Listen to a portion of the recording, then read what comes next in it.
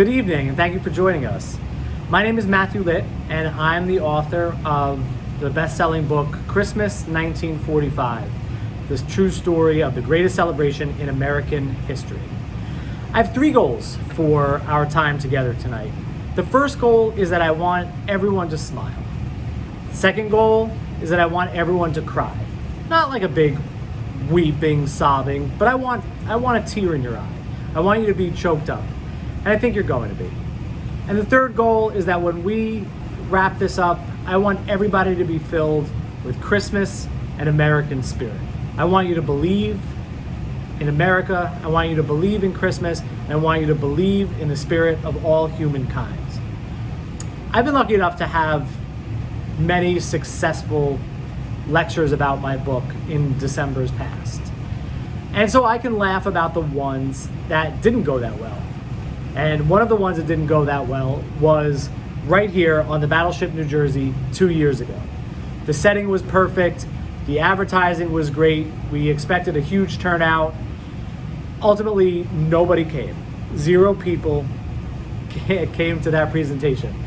And so it's poetic that here in 2020, I'm now in the captain's cabin all by myself. And it's by design because, of course, of COVID-19.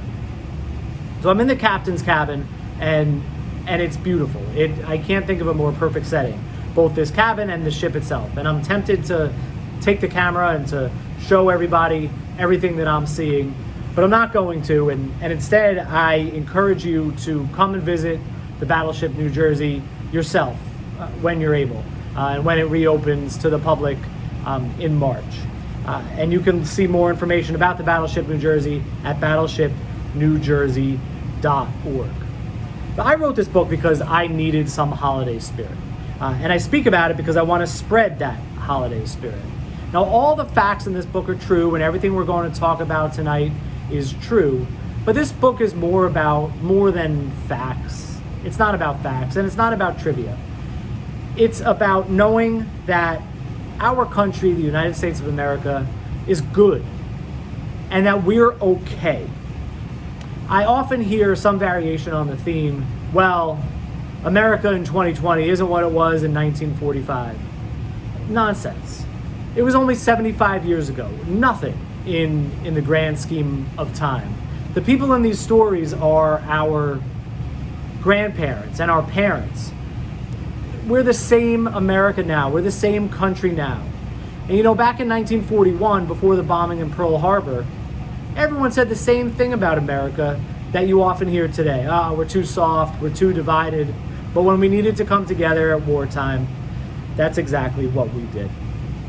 And when I began writing this book, I began it with a hypothesis. And that hypothesis was that Christmas 1945 was the crescendo of this wave of American spirit that began in May on VE Day, continued up through the late summer with VJ Day, continued all throughout the fall, and then hit its apex at Christmas time. But that's not what happened at all. Christmas 1945 was not the crescendo of American spirit that began in May of that year. Rather, it was a curtain call for it. And this, in part, is what makes this book so relevant today.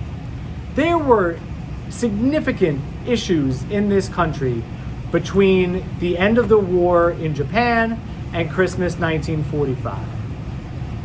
Just as fighting the war was a monumental, unprecedented task, so was repatriating all of the soldiers and sailors who were coming back. So was bringing our country back to peacetime success. There were housing shortages, and there were job shortages. There were clothing shortages. There were labor strikes. There was fighting over the bomb. There was fighting over whether or not FDR knew about Pearl Harbor before it happened. But for 4 days of Christmas time in 1945, those things didn't matter. And everybody stopped and appreciated what an amazing thing was happening. And when I talk about the 4 days of Christmas time in 1945, Christmas was on a Tuesday in 1945. So as soon as work ended Friday afternoon or Friday evening, the Christmas began. So it was, in essence, a 4-day weekend. Nearly everybody had off on Monday. So Saturday, Sunday, Monday, and Tuesday was the 4-day Christmas time period in 1945. 1945, the Christmas of 1945 was only as magical as it was because the 4 prior Christmases were so very, very dark. Christmases 1941 through 1944 were all very different, but were all uncomfortable, uneasy, and somber in their own ways. 1941, Christmas 1941 was less than 3 weeks after Pearl Harbor. So families were wrestling with the idea of what was going to come next. There was a possibility of, and rumors were rampant of, a mainland attack. That's what was coming next, people thought. Chairs weren't empty yet. The men and women who would ultimately go overseas for war were still at the dinner table this year, but their families knew that probably wouldn't be true the next year.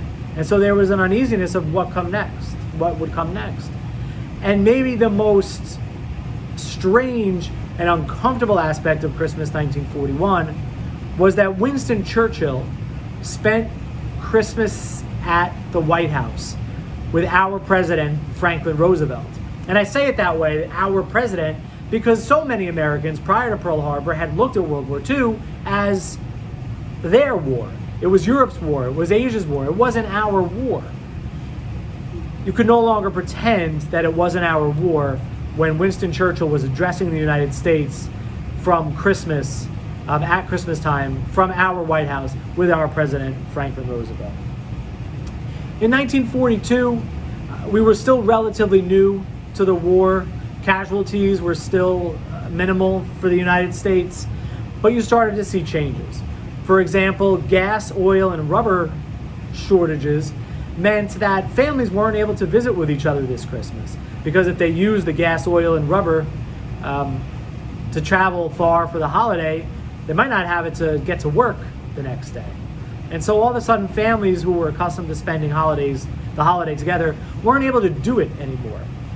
There was a national Christmas tree in 1942, but it was not lit, and the ceremony was very perfunctory. It was a daytime ceremony led, of course, by our president, Franklin Roosevelt. You start to see things in the newspaper where they're enlisting the help of children. And this is one of the parts of the book that really gets me, because you're talking to children about the war. And I'm going to read to you exactly what was written. This was written it was syndicated in several newspapers in 1942. We're partners this year, Johnny Jones, you and I and Uncle Sam. Other Christmases, maybe you didn't think so much about Uncle Sam, but this Christmas is different. We want you to have just as much fun as ever, Uncle Sam and I. We want you to hang up your stocking on the same mantelpiece and go tiptoe down the stairs at the first streak of dawn to open your presents just like always. We want to be sure you'll have a Christmas next year too, and the next year, until you have children of your very own to hang up their stockings too. And if you're following along at home, if you have the book, this is on page 27. That's why you're getting a war bond or stamps this Christmas, Johnny, instead of some of the toys and things you wrote down in your letter to me. I figured you'd rather have them than that electric train when you really stop to think about it. You see, Johnny, your war stamps make you a soldier too, just like you'd be if you were big enough to shoot a gun or fly a plane or drive a real tank. They mean you hold a stake in America. They mean someday you can tell your children just like this. Yes, sir, there'll always be a Santa Claus. 1943 was an exceptionally dark Christmas. You had things like, on page 43, if you're following along, 42 and 43.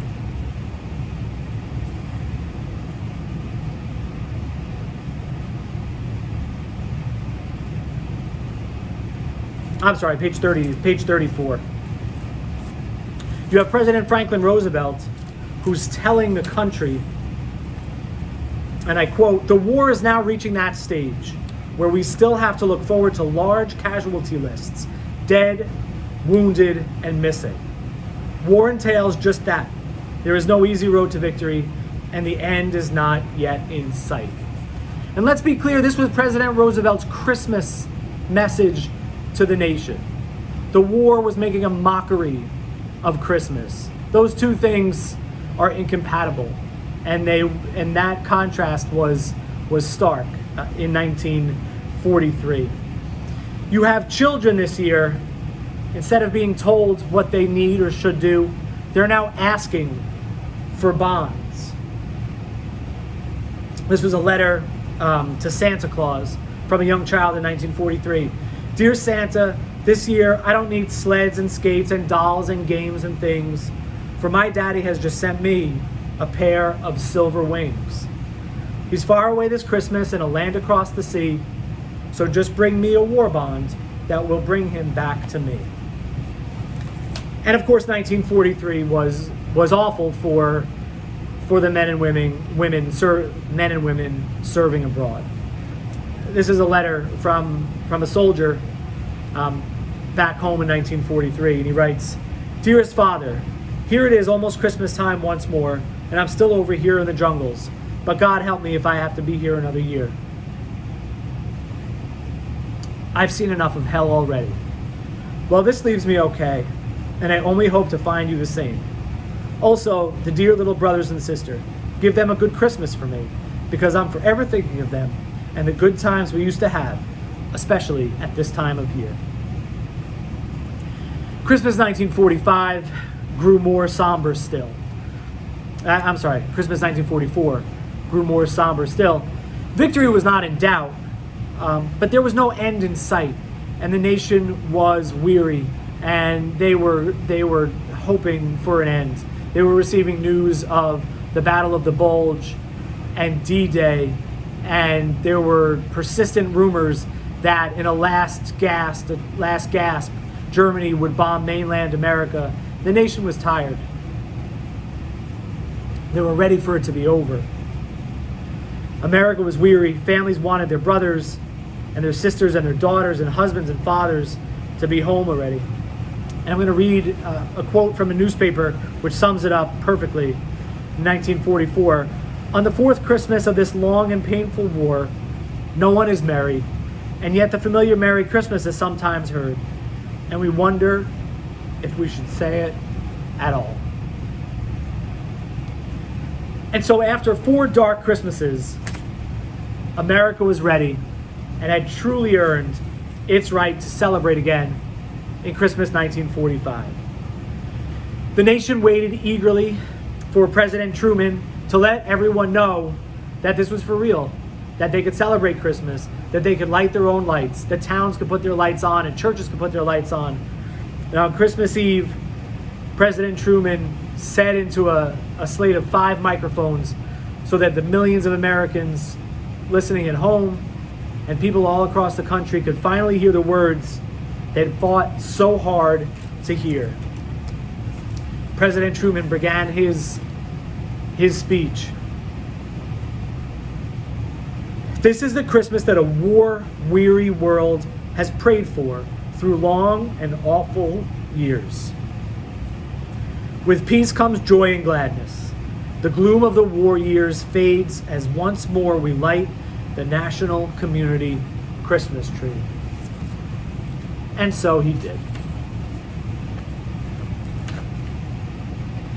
Americans this Christmas were acting with compassion, with generosity and love, all across the United States, but also across the world. There were still 2 million soldiers and sailors serving peacekeeping functions all across the globe. There were another 1 million Americans still on aboard ships at sea at Christmas 1945. And those who were abroad certainly would have preferred to be home, but they make the most of it. You had soldiers and sailors, who were practically kids themselves, whose lives had been interrupted at the very least by these enemies. And now, Christmas 1945, just months after they were fighting, were doing everything they could to make sure families and kids, even former enemies' families and kids, were having a great Christmas. It was said that at Christmas 1945, the entire world learned how to say the word candy in English because children knew that at Christmas time they could ask an American sailor or soldier for candy and he would give it to them, even if it meant giving up the candy that their families had sent to them. As one person put it in 1945, forgotten is the propaganda used to instill hatred and vindictiveness in foreign children's hearts. Instead, the inherent American characteristic of fair play and forgiveness and sympathy surged forth. The Americans who were still abroad treated it with good nature. This was a peacetime Christmas, and they had prayed and fought for this just as everyone did who was at home. To show you their good nature, I'm going to read a poem from an American who was still abroad, Lieutenant Joseph E. Tinkham, an attorney from Hammond, Indiana, wrote this poem and sent it home. "'Twas the night before Christmas, and all through the yard, not a creature was stirring, not even a guard. Our socks were stuffed in our shoes to save space, and alas, in our tent there was no fireplace. My friends in their shorts and me in my shoes had just settled down for a tropical snooze, when out in the area there arose such a clatter that I sprang from my cot to see what was the matter. I became so entangled in my mosquito net that if no one had helped, I would still be there yet. But to my amazement, I saw there instead the famous St. Nicholas in his suit of bright red. He sat in his sled, which he pulled by 6 jeeps, as they bounced along gaily in short little leaps. Then they came to a halt, and away Santa went, and then he was beside me right there in my tent. He was chuckling merrily with Christmas cheer. I welcomed him in, but sorry, no chair. And then as I wondered, I was sure 'twas a gag, when I noticed his pack was an old barracks bag. Then he reached in his bag without hesitation and gave my tent mate a pack of K-ration. He dug in again and came up with some Spam, C-ration cookies and bully beef ham. He followed this quickly with dehydrated potatoes, and then he reached for a can of tomatoes. He then remarked there was work he must do, so he raised a plump finger and away he flew. I dashed to the tent flap and was able to see him get in his sled as he waved back to me. Merry Christmas was his cry in his flight, and in no time at all was clear out of sight. I'll still have a laugh when I'm ancient and old at the thought of St. Nick sliding down that tent pole. That's all there is to it, for the story is through, but before I sign off, here is my wish to you. May your Christmas be happy and filled with good cheer. May you be well and merry throughout the new year." The Army and Navy did their part. They did everything they could to try to give the enlisted men abroad the best Christmas they could, or at least the closest to home Christmas they could have without being home. The Army and Navy sent out a joint list for publication in the newspapers to show their sense of humor during this time. This should be a particularly Merry Christmas for the armed forces because, number 1, as you may have heard, the war's over. Number 2, celebrations can be carried on without worrying what the enemy is up to. Number 3, even though 3.2 million are far away, that's a numerical improvement over last year. And it certainly was. And while those abroad made the most of it, the goal was to get as many men and women home as they could, as what they said, to fulfill their dream of being home alive in 45. And this was called Operation Santa Claus. And it was well-intentioned, and it was executed to the utmost of the ability of the Army and Navy. But getting soldiers and sailors back to the United States proved to be easier than getting them from their ports of demarcation back home into the center of the country. And so what you wound up having was overloaded processing centers, and sometimes newly minted veterans, or sometimes to-be newly minted veterans, who couldn't quite get home for the holiday. So they were on the East and West Coasts, and they were compelled to spend their holiday there. And even that was treated with such good nature. Even if you were stuck on the coast, people opened up their homes to let these soldiers and sailors in, to give them not exactly the Christmas they had been dreaming of, but at least a home time Christmas. You also had an incredible traffic jam. In fact, it was the greatest traffic jam in the history of the United States, as civilians were trying to travel to see people, family members and friends whom they hadn't seen, some of them since 1941 at Christmas time. But you also had the newly minted civilians, the new veterans, trying to rush back to their houses. So if you could just imagine what it felt like to be inside a train station during this time, where you had husbands and wives reuniting for the first time in years. You had parents reuniting with their children. You had some servicemen who were meeting their children for the very first time at the train station. And this was captured poignantly in this quote printed in a 1945 newspaper. Quote, "You'll see more real drama, more of life's highest moments in a few hours at a railroad station during these months when the men are coming home than you could find in any book, play, or movie. Even if you have no business there, just go to a train station and meet a train or two anyhow." And I can't help but think of that quote every time I'm in one of our nation's older train stations, which was around in 1945, which was operating in 1945. And this traffic jam led to some incredible stories of compassion and charity. One of my favorites is a story from Glenwood Springs, Colorado, where a small train station early on December 24th received a telegram stating that there would be a trainload of veterans who would be stopping at their station for about 45 minutes on their way back east, on their way home to the East Coast. And the purpose of the telegram was just to let the station master know that he should clean up a little bit. He should tidy up. This was not unusual. Whenever a train was coming through, he would know about it and he would tidy up a little bit. But instead of just tidying up, he went into the town of Glenwood Springs and he told everybody, and he woke everybody, and he got everybody to put together a dinner for the servicemen that would be stopping in their town for 45 minutes. And they put together presents in just a few hours' time. They opened their shops, which had been closed. They took food from their own families, presents from under their own trees, to make sure that this trainload of servicemen would have something akin to the Christmas that they deserved. And it wound up that the train got in about 3 hours early and wasn't going to stop as they thought it was.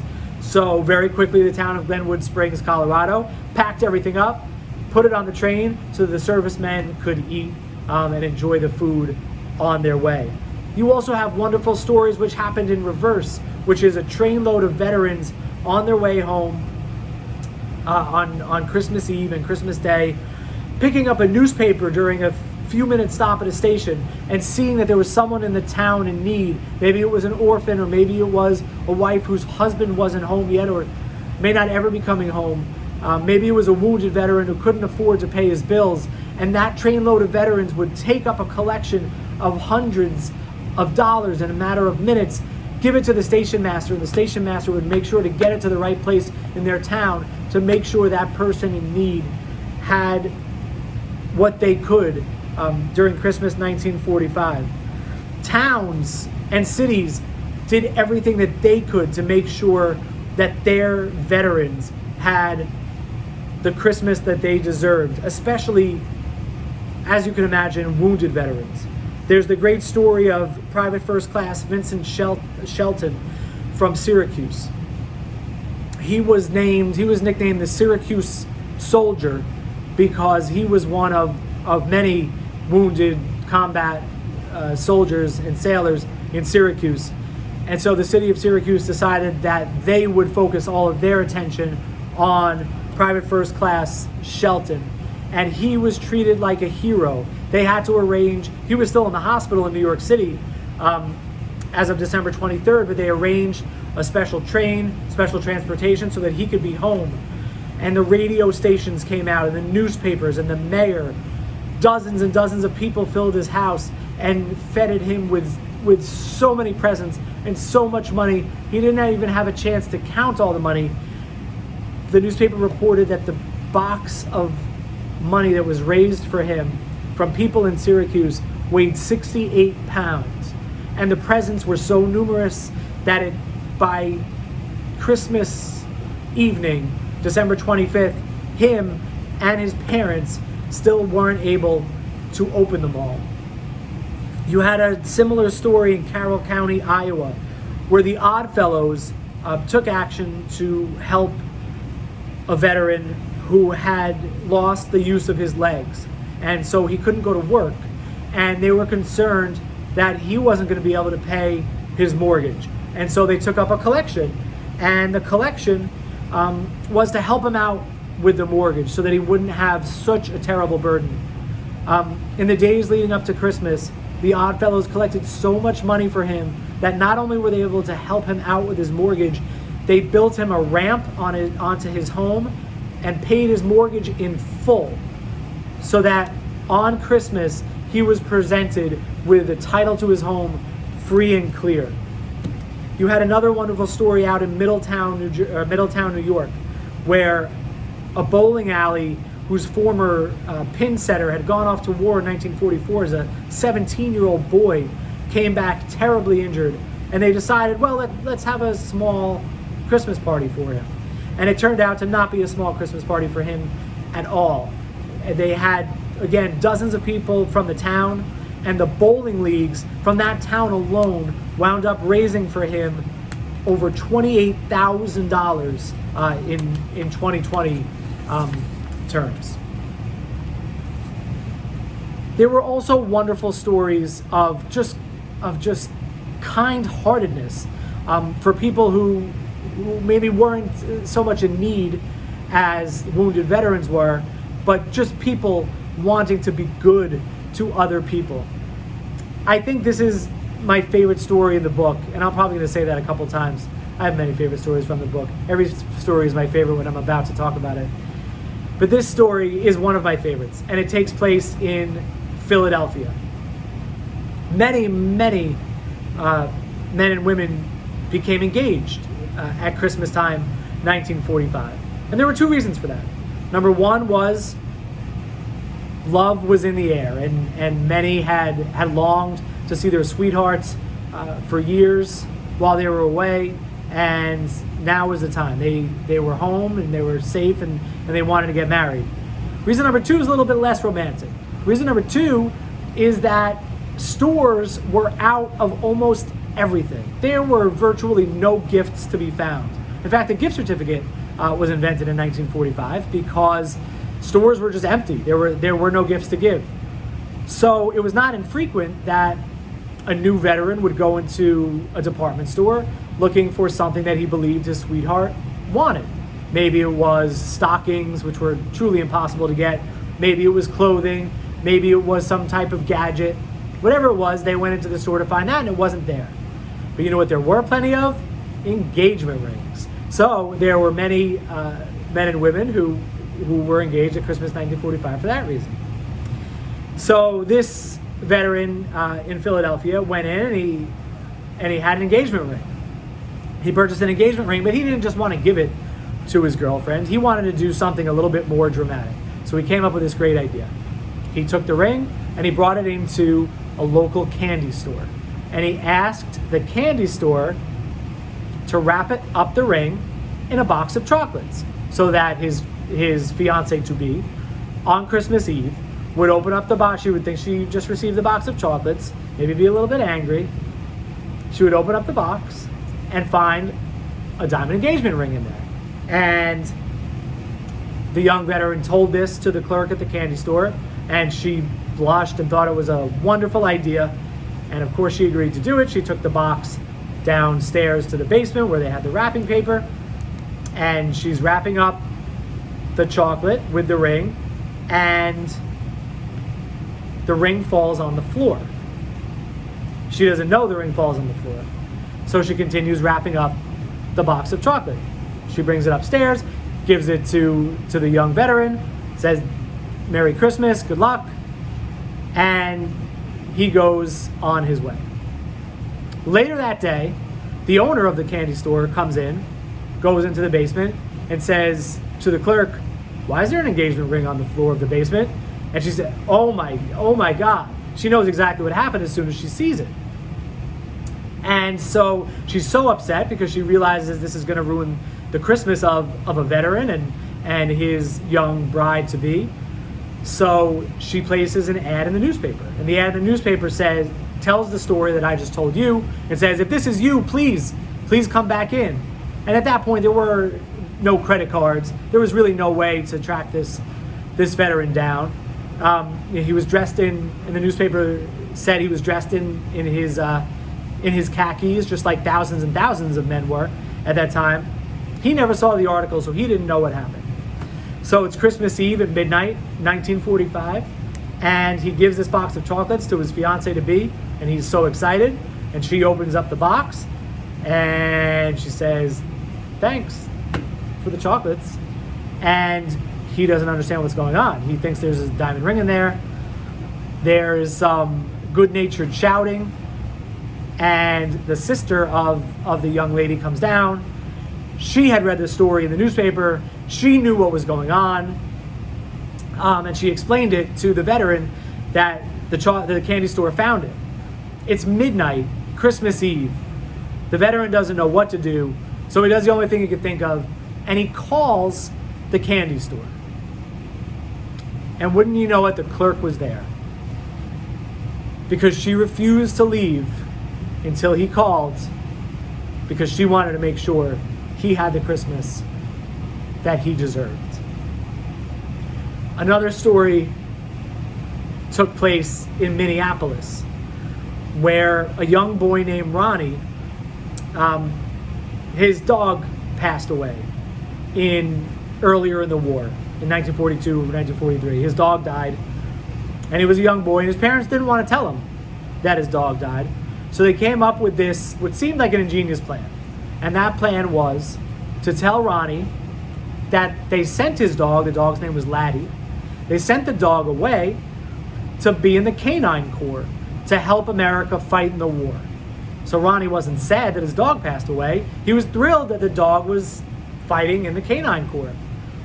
So at Christmas time, 1945, there were stories on on the radio, and in the newspaper about owners being reunited with their dogs who had been in the Canine Corps in time for Christmas 1945. And so Ronnie was thrilled. He couldn't wait for his dog to come home because he was going to be reunited with his dog too.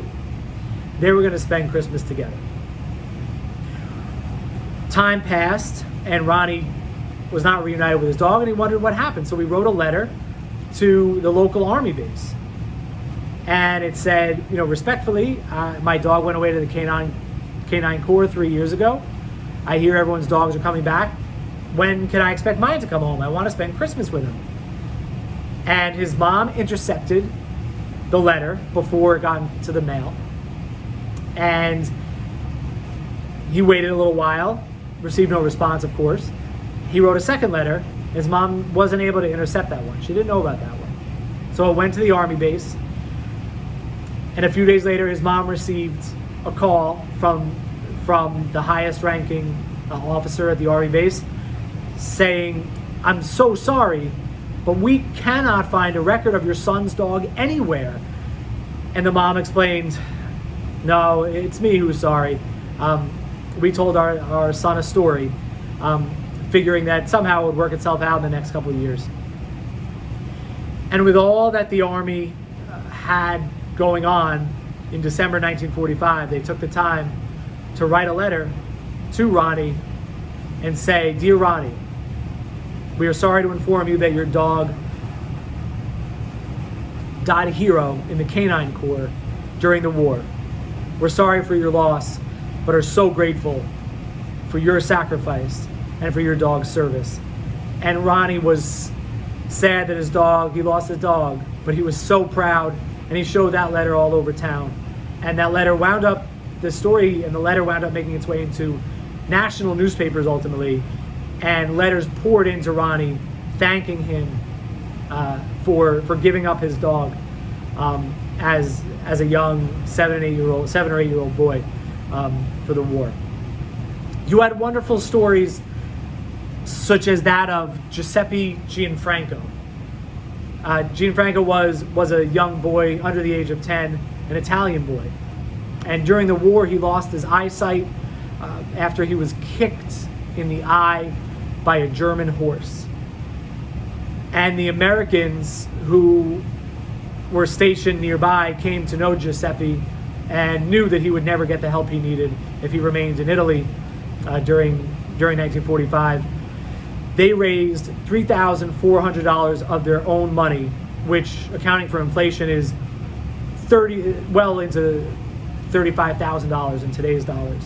They raised $3,400 of their own money so that they could bring Gianfranco back to the United States and so that he could have the operation at Johns Hopkins in Baltimore. And Giuseppe became a bit of a celebrity.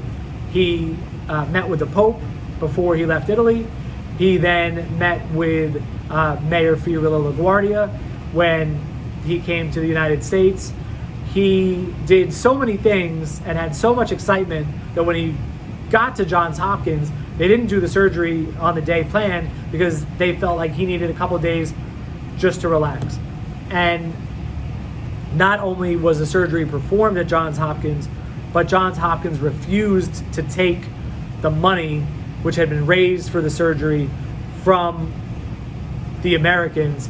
And so Giuseppe Gianfranco left not only with a new and working eye, but he left with $3,400 to take back home.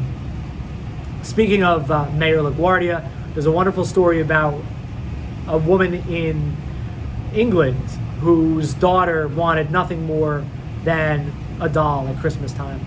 And the woman in England didn't know what to do, but she had heard that Mayor LaGuardia was a good person. So she wrote him a letter, a Hail Mary, and said, please, if there are any dolls available in New York City, could you see fit to send one to my daughter? And Mayor LaGuardia not only arranged to get a doll, he bought the doll an airplane ticket, put the doll on an airplane, sent it to the UK, so that little girl would have a good Christmas. Even kids who understood that there were a lack of presents and that this Christmas might be a little strange, they knew that this Christmas was special and they weren't upset about it. They treated it with good humor. This is a letter from a little girl named Ruth to Santa in Ohio, Christmas 1945, and it says, and I'm on page 161 of the book if you're following along, it says, "It's okay, Santa. We won't hold it against you. Even if you weren't able to furnish everything on our lists, Sis wanted the nylons pretty badly. In fact, she was counting on wearing them New Year's Eve. But the lines were long, the supplies short, and nobody could blame you if you did not get enough to go around. Sonny did ask for an electric train, but they were more scarce than nylons, and knowing that, Sonny won't hold any grudges. Dad really wanted a white shirt, and he wouldn't have been exactly disappointed if he had found some shorts under the tree. But never mind. By now, Dad is getting used to neckties for Christmas." Sure, Grandpa would have loved 5 pounds of sugar, so he could have had 3 teaspoonfuls in his coffee, but he knew better than to ask for that. He'll enjoy his neckties too. Mama didn't really expect the electric dishwasher she has her heart set on, but maybe you can keep it in mind for next year. We know things were a little tough for you this year, Santa, so nobody is blaming you one bit. Don't worry for a minute. Maybe next year you won't have so many hard-to-fill requests. The funny thing about neckties, you heard neckties mentioned a couple times, is that was truly the only article of clothing that was available. So you had the hilarious sight of returned servicemen wearing dress shirts or sometimes their khakis or whatever they could wear with wild neckties, because that was the one item of clothing that was available. If you think about it, these men had come home. Many of them were, they were boys when they left. They were completely different body shapes when they returned, so their old clothes didn't necessarily fit them. And you weren't supposed to wear your service clothes after you were separated from the Army or the Navy, but there was no choice, and so there were no repercussions for doing that, and it was widely done. Another wonderful story, heartwarming and heartbreaking, took place in Walter Reed Hospital in Washington, D.C. Now, at Walter Reed Hospital, everyone who was able to be released for a few days for Christmas and go home was given that release. So the only people that remained there were those servicemen who were physically unable to leave the hospital. So at Christmas 1945, you had the most serious cases at Walter Reed Hospital. You had only about 700 or 800 out of 3,300 servicemen who were still there at Christmas. Everyone else was on a temporary leave so they could go home. And the highlight of the day was Private First Class Tony Ceresaro from upstate New York, from Endicott, New York. Lieutenant Colonel James Doolittle, Lieutenant General James Doolittle came to the hospital and he spoke to the men and he shook hands. And when he got to Private First Class Ceresaro, he said, "What do you want for Christmas?" And he said something that was relatively innocuous, some candy. I wouldn't mind a steak. I'd love a new shirt. But the Lieutenant General Doolittle pushed him a little bit. He said, "No, Private First Class, what do you really want this Christmas? What do you really want?" And he said to him, "Well, Lieutenant General, if you ask what I really want, I want to see my wife and 4-year-old daughter," who Private First Class Ceresaro knew were unable to make the trip from Endicott. And Lieutenant General Doolittle surprised him, and there appeared Private First Class Ceresaro's wife and 4-year-old daughter. And the hospital, as you can imagine, erupted in tears and cheers and all of the emotions. One of the most heartbreaking and heartwarming stories comes from Boston, where a 7-year-old boy named Larry had been spending time in an orphanage. His father died in the service, and his mom wasn't able to care for him anymore. And so Larry wrote a letter from the orphanage to the Boston Globe, and the Boston Globe printed this letter. And Larry said, and I quote, "We used to have a house, and we used to have a dog named Peter.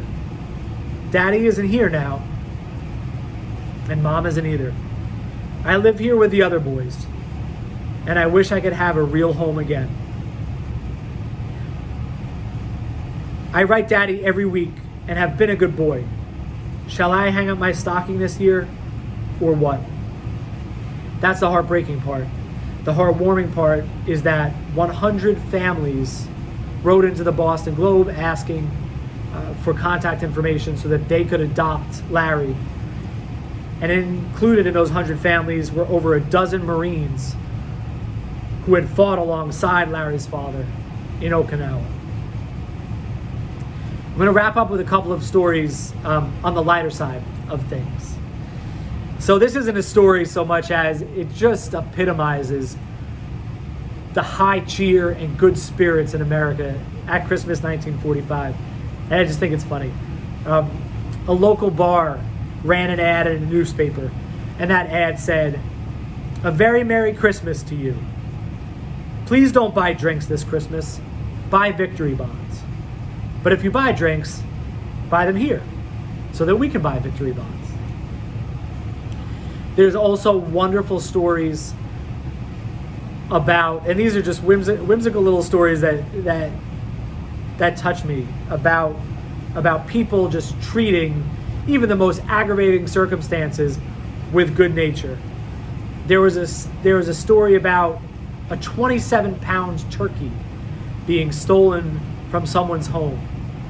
And instead of being angry, the person's home from which it was stolen wrote an article in the newspaper because they wanted the person who stole it to enjoy it. And they said, "We understand It looks like you need this turkey more than we do. Please enjoy it. I only ask that you return the bones so we can use them in recipes after you're done.